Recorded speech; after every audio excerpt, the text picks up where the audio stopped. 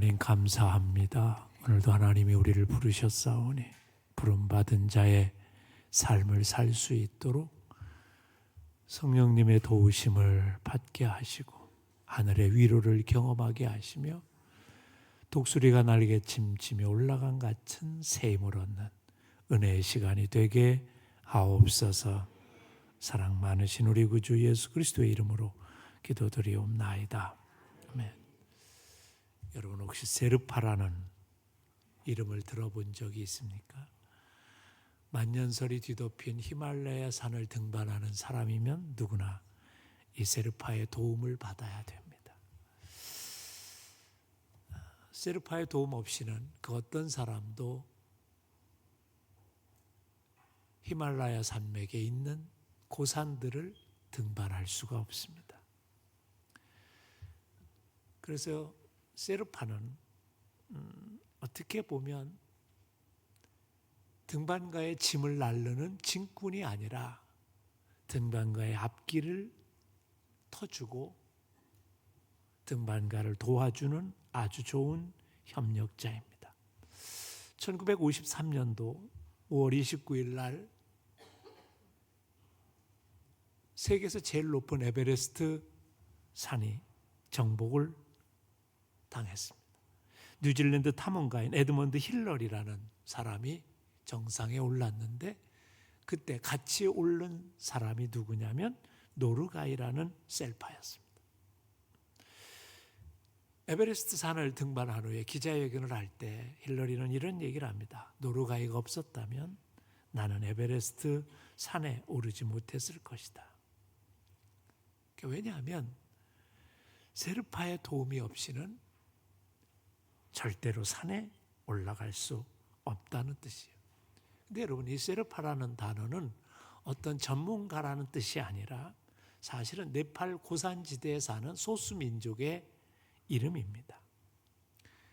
역사적으로 의하면 이들은 티베트 고원에서 500여 년 전에 히말라야 산 고산지대로 이주를 해와서 사는 소수민족인데 영국 캠브리지 대학의 앤드류 머레이 교수는 연구에 의하면 이들이 고산지대에 살도록 체질적으로 특화된 그런 신체를 가지게 됐다는 거예요. 그래서 3,000m 이상의 고산에서도 전혀 숨이 차지 않는다는 거예요. 제가 중국의 그 쿤밍이라는 지역에 고산에서 사역을 하고 있는 선교사의 학교를 갔습니다. 학교가 약 2,800m 그 정도 고지에 있는 학교예요. 근데 이 친구가 갑자기 족구를 하자고 그러더라고. 거기 있는 사람들하고. 아주 족구만 했으면 괜찮은데 이제는 풋살을 하자고. 그래가지고 거기서 1시간을 뛰고 나서 하루 종일 거의 죽는 줄 알았어요. 이 고산병이 고산병. 근데 이 세르파들은 체질화되어 있는 거예요. 근데 이 세르파들이 하는 일이 뭐냐면 이 고산을 올라갈 때 그들이 길이 없는 지역이잖아요. 사람이 다니는 데가 아니니까 길을 여는 역할을 하는 거예요. 이걸 패스 브레이킹이라고 합니다. 이 패스란 사람들이 다니는 작은 길을 패스라고 부르는데 브레이킹이란 말은 깨트린다, 새롭게 한다, 부숴버린다 뭐 그런 뜻입니다. 그러니까 패스 브레이킹은 뭐냐면 기존에 다니던 길이 아니라 새로운 길, 새로운 과정을 가게 되는 걸 패스 브레이킹이라고 합니다. 이게 셀파들이 하는 일이 그거라는 거예요. 없던 길을 만들고 새롭게 길을 가게 하는 거죠. 그래서 이 탐험가들은, 등반가들은 세르파의 도움이 없이는 절대로 올라갈 수가 없습니다. 그런데 또 하나의 특징이 있어요. 이 세르파들은 자기의 이름을 드러내지 않습니다. 에베레스트 산을 정상을 정복한 모든 사람들 옆에는 다 세르파들이 같이 올라갔습니다. 혼자서 올라간 게 아니에요. 그렇지만 노르가이 외에는 그 이름이 알려진 사람이 없습니다. 언제나 명예의 자리에서 그들은 묵묵히 협력자로, 조언자로 남아 있습니다. 그런데 히말라야 같은 고산지대를 등반할 때 세르파가 필요한 것처럼 우리의 인생을 살아가는데도 세르파가 필요하다. 누군가 나의 길을 열어주고 나의 길을 새롭게 하는 사람. 여러분, 우리가 지금 2025년도를 첫째 주, 둘째 주, 셋째 주, 넷째 주 주일을 맞이하고 있습니다. 그런데 누군가 2025년을 살아본 사람은 단 하나도 없습니다. 새로운 길을 가게 되는 거죠. 누구나 새로운 길을 걸어가는 것은 패스 브레이킹이 필요한 거예요. 근데 우리의 길을 열어주는 누군가, 우리에게 확실한 사람이, 확실한 안내자가 있다면 얼마나 좋겠어요. 유명한 정신과 의사인 스콧 팩이라는 분이 계십니다. 이 스콧 팩이라는 사람이 아직도 가야 할 길이라는 책, 아주 유명한 베스트셀러를 썼습니다. 인생은 뭐냐? 아직도 가야 할 길을 남겨둔 사람이라는 거예요. 사실 우린 다 그래요. 아직도 가야 할 길을 남겨둬서, 그래서 선택해야 되고 새로운 길을 개척해 가야 됩니다. 그리고 내가 걸어간 길에 대해서 뭐예요? 책임을 져야 되는 거죠. 그런데 감사하게도 히말라야 등반하는 사람의 세르파가 있는 것처럼 우리의 인생을 가야 되는 길에 우리의 구원자이시오, 우리의 안내자이신 우리 주님이 계시다는 거죠. 오늘 본문에서 다윗은 이런 고백을 합니다. 나는 양이요, 하나님은 목자이신데 그분이 나의 안내자 되어주시면 내가 부족함이 없으리로다. 부족함이 없다는 거예요. 그렇다면 오늘 한번 이 말씀에 주목해 보면 좋겠어요. 사실 양이라는 것이 종종 우리하고 비교가 됩니다. 근데 양은 사실 동물 중에선 가장 어떻게 보면 핸디캡이 많은 동물이에요. 무슨 사자처럼 날카로운 발톱이 있거나 이빨이 있거나, 그리고 황소처럼 무슨 뿔이라도 있든지 그것도 없어요. 사슴처럼 튼튼한 다리가 있어 도망칠 수 있는 그런 다리도 없고요. 말처럼 뒷발질도 못하는 그런 존재입니다. 그럼 뭐 작고 힘이 없어? 그럼 고슴도치처럼 가시라도 있어서 보호를 받을 수 있는 그런 존재도 아니에요. 어떻게 보면 양은 무기력한 존재입니다.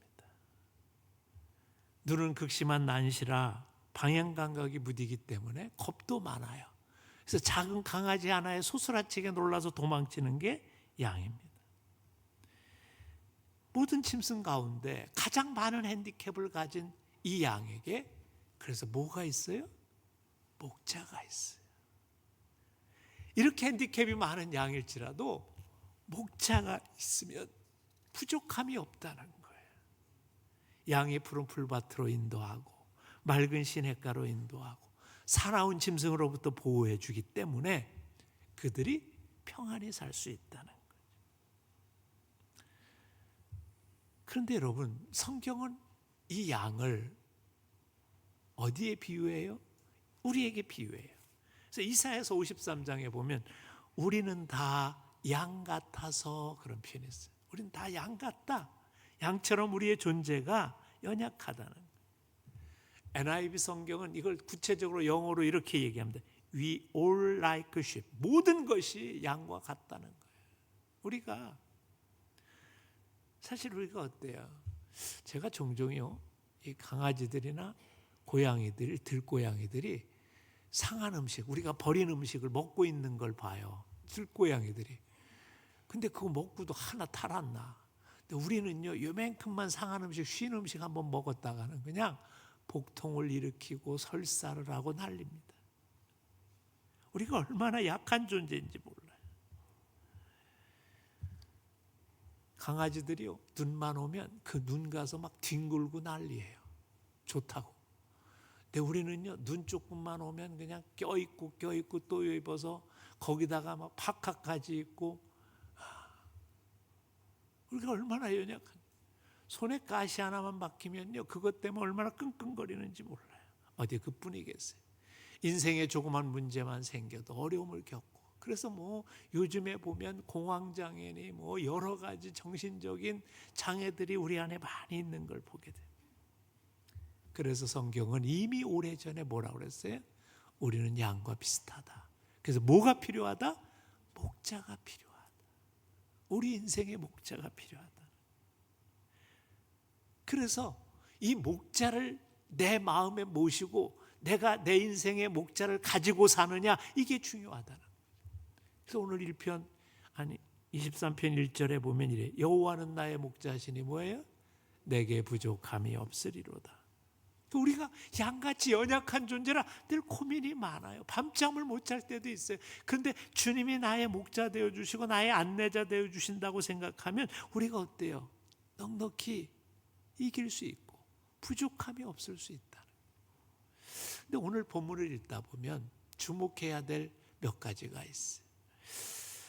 다윗이 이 고백을 왜 했을까 하는 거죠. 5절에 가서 보면 이래요. 원수의 목전에서 내게 상을 베푸신다. 이 말은 뭐예요? 내 원수가 있는 거예요. 여러분, 우리가 인생을 살다 보면요, 나를 좀 힘들게 하고 어렵게 하는 것들이 있어요. 그게 사람일 때 참 힘들어요. 그럴 수 있어요. 원수가 있다는 거지. 또 뭐냐면 6절에 가서 보면 내가 여호와의 집에 영원히 거하리로다. 성경학자들은 이 얘기가 그가 지금 집을 떠나서 어떤 불완전한 상태, 나그네와 같은 상태에 있다는 거예요. 그래서 이 단어를 유추해서 뭐라고 그러냐면 이 시편 23편을 쓴 그 때가 다윗에게 있어서 두 가지 시대 중에 하나일 거라. 하나는 뭐냐? 사울 왕이 그를 죽이려고 해요. 아니, 사람들이 그가 만만이요 사울이 죽인 자는 천천히라고 비교하기 시작하면서부터 시작된 사울의 이 질투와 시기가 다윗을 죽이려고 해서 어때요? 도망 다닙니다. 광야를 도망 다니고 산간으로 가고 쫓기는 삶을 살아서 돌베개 베고도 자고요, 굴 속에서도 자고요, 힘들게 삽니다. 또 하나는 언제냐? 자기의 아들 압살롬이 반란을 일으켜서 궁중에서 쫓겨나서 도망가서 살게 될 때가 있었습니다. 그때가 아닐까. 그런데 문제는 뭐예요? 부족함이 없다는 거예요. 왜? 주님이 나의 목자 되어주시니. 거기가 빈들이건 거기가 원수에 쫓겨가던 때건 어디든지. 아니, 또 아무리 평범한 왕궁에 있다고 해도 편할 리는 없을 거예요. 왜요? 여기 사방에 전쟁의 소식이 들리고 여러 가지 문제가 있습니다. 우리의 인생을 가만히 보면 한때도 평안할 때가 없을 수 있는 삶을 살게 될 때가 있어요. 현실적으로 보면 그래요. 근데 다윗은 뭐라고 고백하냐면 그럼에도 불구하고 하나님이 나의 목자 되어주시고 내 인생의 인도자 되어주시니 내가 부족함이 없습니다. 그렇게 고백하는 거예요. 어느 교회에서 성경 암송대회를 했다고 그래요. 그 했던 이야기를 책에서 읽은 적이 있어요. 어떤 초신자가 이 성경 암송대회에 출전을 했는데 격려를 했나 봐요. 그를 전도한 사람이. 시편 23편이 쉬우니까 그거 암송해라. 그래서 막 몇백 번 해가지고 딸딸딸딸 외웠어요. 그런데 정작 강단에 딱 올라가니까 말이 안 나오는 거예요. 머리가 막 새하얘지고. 그래가지고 무슨 말을 해야 되니까 앞에서 사람들 여호와 그래. 여호와는 생각이 났어. 여호와는 순간적으로 그 마음속에 내가 여호와는 나의 목자시면 내가 부족함이 없지, 이게 딱 마음에 생각이 났어요. 그래서 제가 하겠습니다. 그러고서 여호와는 나의 목자시니 내가 부족함이 없습니다. 그러니 끝. 그리고 내려왔다는 거야. 말이 맞잖아요. 부족함이 없는데 뭘 더 외울 필요가 어디 있어. 전 이게 굉장히 중요한 거라고. 우리의 내 인생에서 정말 주님이 내 인생의 목자 되어주시고 안내자 되어주시면 그때부터는 끝이에요. 염려가 오고 문제가 오죠. 그 시편 107편에 보면 시편 기자가 뭐냐면 그가 사모하는 영혼에게 만족을 주시며 줄인 영혼에게 좋은 것으로 채워주시는 분이시다. 그런 분으로 내가 경험하고 그런 하나님을 내가 온전하게 내 마음에 믿으면 우리의 삶이 달라져. 저는 우리 믿는 자에겐 그런 간증이 있어야 된다고 생각해요. 내가 삶이 어렵고 힘들고 여러 가지 문제가 내 앞에 있지만 주님이 나의 목자 되어 주셨는데 그러니 하나님이 책임져 주시더라. 이 간증이 있는 사람은 남은 인생, 스카펙이 얘기했듯이 아직도 가야 할 길이 많지만 그 선택들이 부자연스럽지 않다는 거예요. 하나님이 책임져 주시고. 저는 가만히 인생을 생각해 보면서 내게 어려움이 있었고 내게 방해가 있었을 때마다 하나님이 더한 것으로 주시는 위로가 있다는 사실을 발견하고, 그래서 거기에 별로 염려가 되지 않아요. 물론 잠깐 염려가 안 된다는 건 아니야. 잠깐은 염려가 돼요. 그러나 여호와는 나의 목자시니 여기에 대한 믿음이 있게 되죠. 경험이 있게 되고 그러면 어때요? 부족함이 없으리로다 고백할 수 있는. 저는 우리 사랑하는 성도님들이 이 고백이 되어지는 인생을 사시길 주님의 이름으로 축복합니다. 두 번째로 2절과 3절에 보면 무슨 말씀이 있어요? 그가 나를, 다 같이 한번 읽어봅시다. 시작. 그가 나를 푸른 풀밭에 누이시며 쉴만한 물가로 인도하시는도다. 내 영혼을 소생시키시고 자기 이름을 위하여 의의 길로 인도하시는도다. 이 목자 되신 하나님께서 우리를 인도하신다는 거예요. 어디로? 푸른 풀밭으로. 양에게 있어서 푸른 풀밭은 뭐예요? 마음껏 먹을 수 있는 거예요. 일용할 양식의 문제가 해결되는 거죠. 또 뭐라고 그래요? 쉴 만한 물가. 사람에게 있어서 쉴 곳이 있다는 것처럼 중요한 게 없어요. 그런데 쉴 수 있다는. 이 양이란 동물은요, 털이 많은 걸로. 여러분 뭐 양하고 그렇게 가까이 있을 수 없어서 양에 대해서 잘 모르지만 대개 무슨 생각을 해요? 양떼 하면 푸른 풀밭이 다 있고 막 양떼들이 하얀 토실토실한 양들이 막 그 양 푸르에 있는, 그래서 굉장히 멋진 것만 생각하지만 사실 이 양은요, 물을 먹을 때조차 조심해야 된다고 그래요. 급류 같은 데 갔다가 발을 헛디디면 물에 빠지면 이 털에 물이 쫙 입히면 양이 자기 몸을 가늠할 수 없을 정도의 무게가 된다고 그래요. 그러니 양의 삶이 힘들어지는 거죠. 우리 인생도 그럴 때가 있어요. 그런데 목자는 어떻게 해요? 계류로 인도하는 게 아니라 어디로 인도해요? 잔잔한 물가로 인도하시는, 잔잔한 곳으로 인도해서 양이 마음껏 걱정 없이 물을 먹을 수 있도록 해준다는 거예요. 또 하나 중요한 것, 의의 길로 인도해 주신다. 바른 길로 인도해 주신다. 이 양이요, 몸매에 비해서 다리가 약해.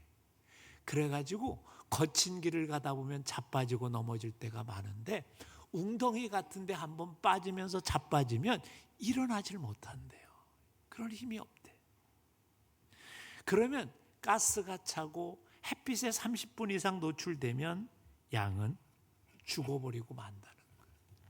그리고 그 죽기 전에도 독수리와 같은 짐승, 늑대와 같은 짐승이 와서 이 양을 먹잇감으로 삼으면 어쩔 수 없이 먹잇감이 될 수밖에 없다는 거죠. 그래서 목자는 어때요? 양을 인도하는데 어디로 인도해요? 좋은 길, 평탄한 길, 의의 길로 인도하게 된다는 거예요. 그러면 어때요? 쓰러지지 않고 넘어지지 않고 안전하게 길을 갈 수 있게 만들어 준다는 거죠. 우리의 인생도 마찬가지. 힘들고 어려운 인생, 주님이 붙들어 주시면 그 길을 넉넉히 이기며 살아갈 수 있다는 거예요. 이사야서 40장에 가서 보면, 그래서 이사야 선지자가 뭐라고 고백하냐면, 그는 목자같이 양떼를 먹이시며 어린 양을 그 팔로 모아 품으로 안으시며 젖먹이는 암컷들을 온순히 인도하시리로다. 그래서 자꾸 넘어지는 양은 어떻게 해요? 목자가 안아준다는 거예요. 목자가 안아준다. 이스라엘 백성들이 광야 생활을 갈 때 얼마나 힘들었겠어요. 하루 길을 가도 광야, 이틀 길을 가도 광야. 우리가 인생을 살 때 힘든 건 뭐냐면, 아유 저기 넘어가면 산이 있고 그 산 넘어가면 물이 있고 뭐 이러면 괜찮아. 가도 끝이 없는 길. 때때로는 우리의 인생길이 그럴 수 있어요.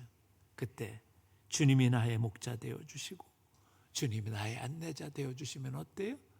내가 주님의 위로를 받고 주님께서 독수리가 날개치며 올라간 같은 새 힘을 주신다는 거예요.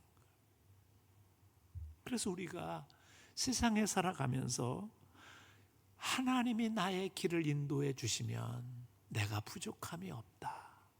이 고백을 하며 살아갈 수 있는 자가 돼야 된다는.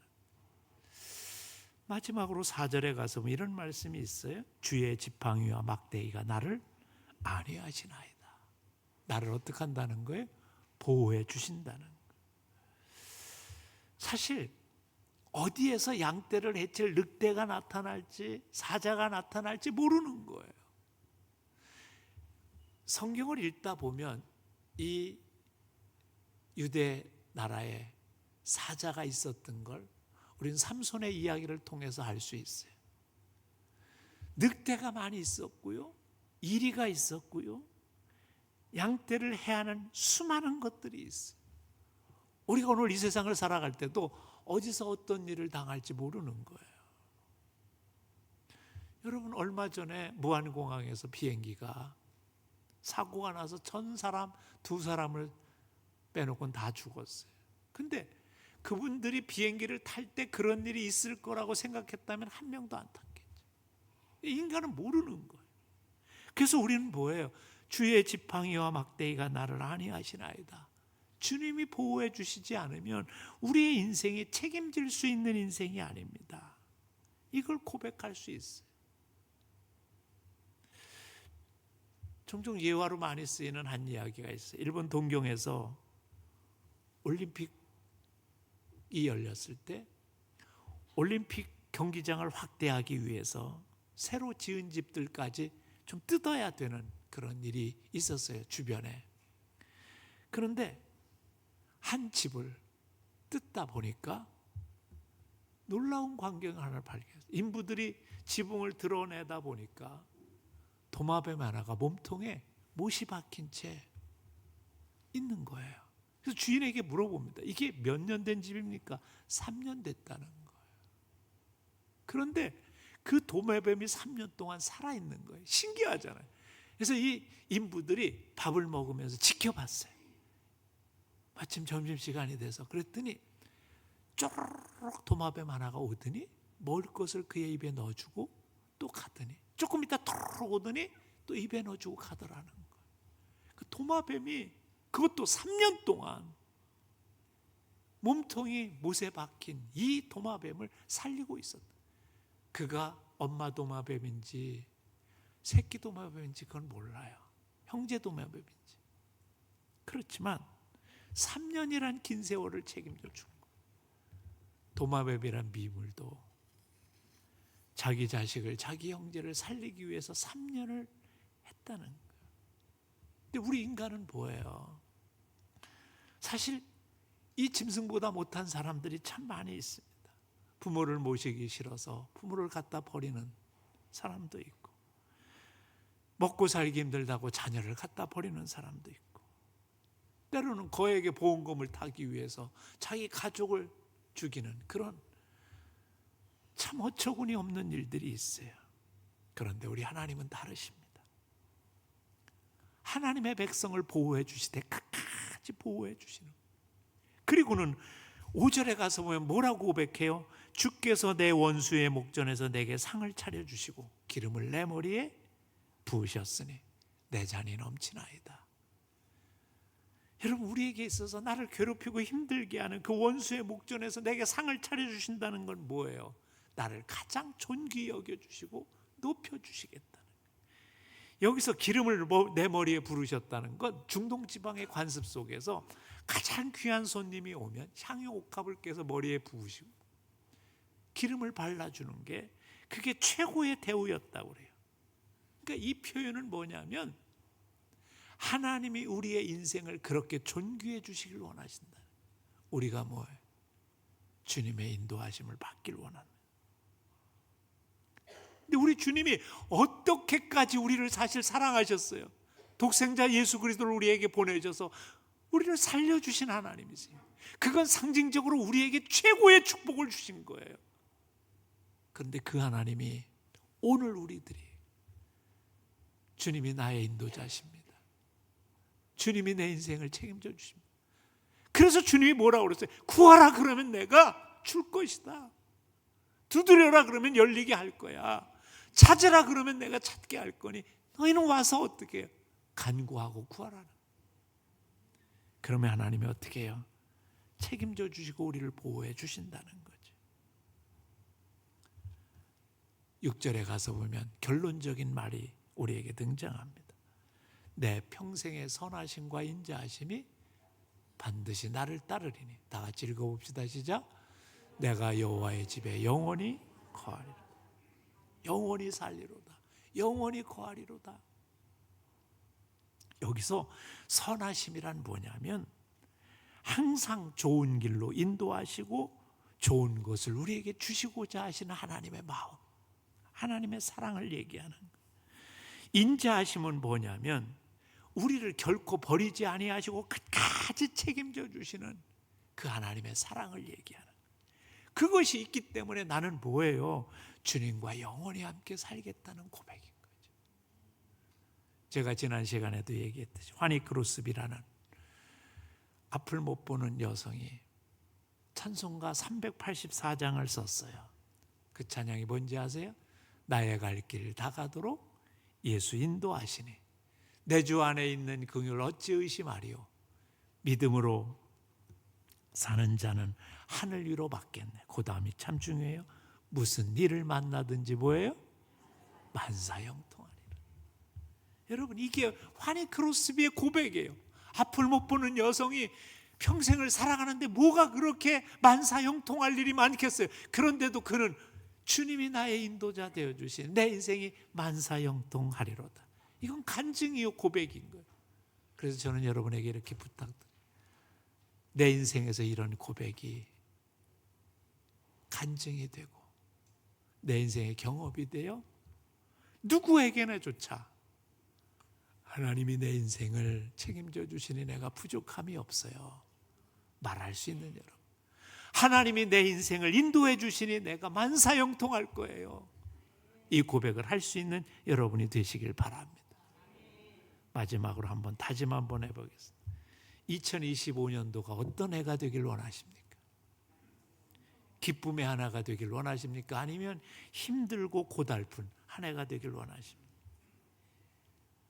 다 여러분의 선택은 있을. 그렇다면 내가 얼마나 하나님을 나의 목자로, 나의 인도자로 붙들고 살아가는지, 여기에 우리의 살아가는 2025년도가 달라질 수 있다는 사실을 믿는다면 오늘 다윗처럼 여호와는 나의 목자시니 내가 부족함이 없으리로다, 이게 여러분의 신앙의 고백이 되시길 주님의 이름으로 축복합니다.